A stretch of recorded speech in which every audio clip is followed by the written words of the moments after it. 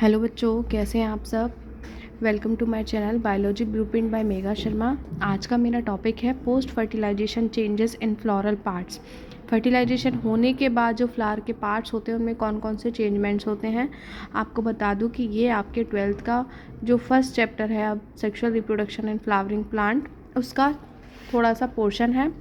तो यहाँ पर जो हमारा फ्लावर है उसमें फर्टिलाइजेशन जब हो जाता है, फर्टिलाइजेशन का मतलब होता है कि मेल और फीमेल गैमेट का फ्यूज़ होना।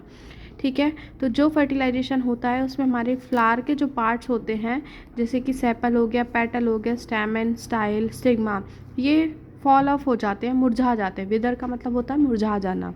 जो कैलिक्स जो होता है, अगर हमारा परसिस्ट होता है, कैलिक्स जो हमारे यही सेपल, स्टाइल, स्टेमन्स होते हैं, अगर ये कॉन्टिन्यूसली होते हैं कुछ एक पार्ट्स में, जैसे कि कुछ हमारे प्लांट्स होते हैं उनमें ये प्रेजेंट रहते हैं एज इट इज़, जैसे कि हमारा टोमेटो एंड ब्रिंजल। आगे मैं बात करती हूँ कि ये जो हमारे पार्ट्स होते हैं ये किस तरीके से किस में ट्रांसफॉर्म हो जाते हैं। जैसे हमने ये तो छोटी क्लासेस में हम पढ़ ही लेते हैं कि ओवेरी जो है वो क्या बना देती है, फ्रूट में डेवलप हो जाती है। ओवेरी की जो वॉल होती है वो पेरिकार्प बनाते हैं। जो फ्रूट का पेरिकार्प, मीजोकार्प, ये एपिकार्प होते हैं, तो ये पेरिकार्प वाला पोर्शन ओवेरी की वॉल बनाती है। ओव्यूल जो होता है वो आपके सीड में ट्रांसफॉर्म हो जाता है। फ्यूनिकल्स की बात करूँ तो फ्यूनिकल जो होते हैं वो हमारे सीड की स्टॉक बन जाते हैं। ठीक है, यहाँ देखिए आपको ओव्यूल का ये स्ट्रक्चर दिख रहा है।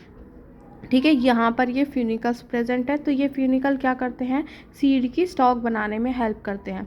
अगर न्यूसिलस प्रेजेंट होता है, ये वाला पोर्शन, ठीक है, ये जो न्यूसिलस है अगर ये प्रेजेंट होता है तो ये पेरिस्पर्म बनाता है। हमारे जो ये ओव्यूल की आउटर इंटेग्यूमेंट्स होती हैं, ये जो दो लेयर होती हैं, इनर और आउटर, ठीक है, जो आपकी आउटर इंटेग्यूमेंट होती है ये वाली, ठीक है, ये ट्रांसफॉर्म हो जाती है सीड कोट में। जैसे आप टेस्टा और टेगमन दो लेयर्स होती हैं, तो टेस्टा जो है ऊपर लेयर, आउटर लेयर टेस्टा में कन्वर्ट हो जाती है, जबकि आपकी इनर इंटेग्यूमेंट जो होती है वो टेगमेन, मतलब सीड कोट का ही लेयर है, टेगमेन, उसमें कन्वर्ट हो जाती है।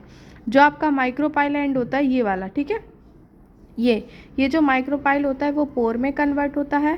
फर्टिलाइज्ड एग मतलब जो फर्टिलाइजेशन के बाद जाइगोट बनता है वो किस में डेवलप हो जाता है, एम्ब्रियो में। एम्ब्रियो में फिर आगे चेंजमेंट्स होते हैं।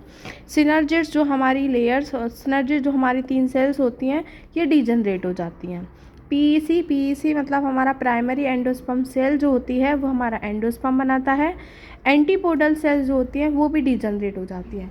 अब आगे का जो टॉपिक होगा उसमें मैं आपको ओव्यूल का डायग्राम बनाऊंगी, तब ये बताऊंगी कि जो ये है, जो ओव्यूल्स में जो फर्टिलाइजेशन के बाद या जो हमारी सेल्स वगैरह है, सिनर्जिड्स कहाँ हैं, हमारी एंटीपोडल सेल्स कहाँ होती हैं, उसमें बीच में 2 पोलर न्यूक्लियाई होते हैं, तब जा कर के आपको ये समझ आएगा कि आपकी एंटीपोडल सेल्स क्या होती हैं, सिनर्जिड्स क्या होती हैं, ठीक है, ये क्या क्या होता है ये एंडोस्पर्म। ठीक है, आई होप कि आपको ये सारा कुछ समझ आया हो।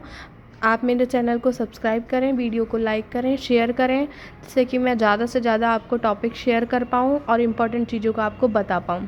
Thank you.